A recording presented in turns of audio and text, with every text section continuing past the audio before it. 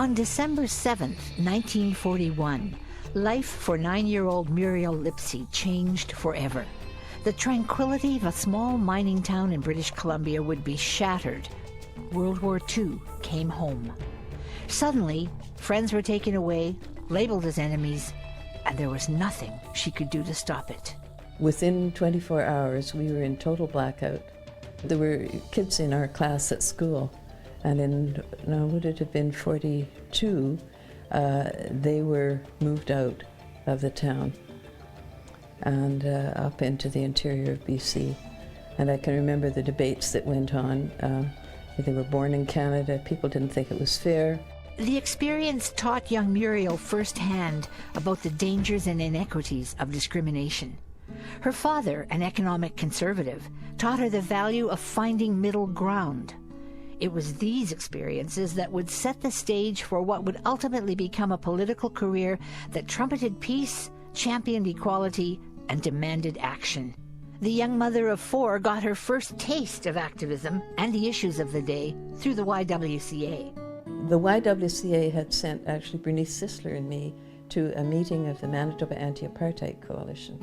And the reason the Y was interested was that the World Y had expelled the apartheid Y in South Africa. Their first action was going to be a demo in front of the Hudson Bay Company. Well, first we went and visited and tried to get them to withdraw South African liquor, and they wouldn't. So we went and demonstrated, and I kind of hid behind my placard. It was just before Christmas, but I felt kind of proud too.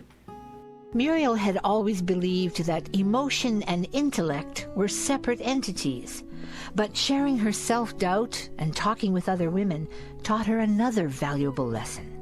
I think it was being confronted by a university prof in Toronto about why I didn't either show feeling or in public expression. And I said, well, I guess I figure your feelings are for your private life and your ideas are for the public.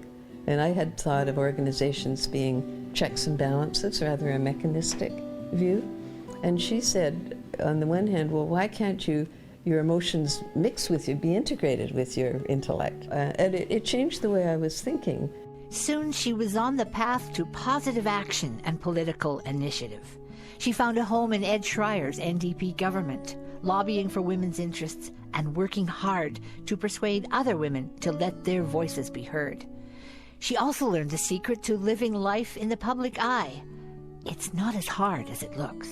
Someone said to me once, you can be 49% confident in front of the lights and a microphone, or 51. Like, you don't have to go to be 100% confident. And so I've often remembered that when I was quaking before some event. You just have to get to 51.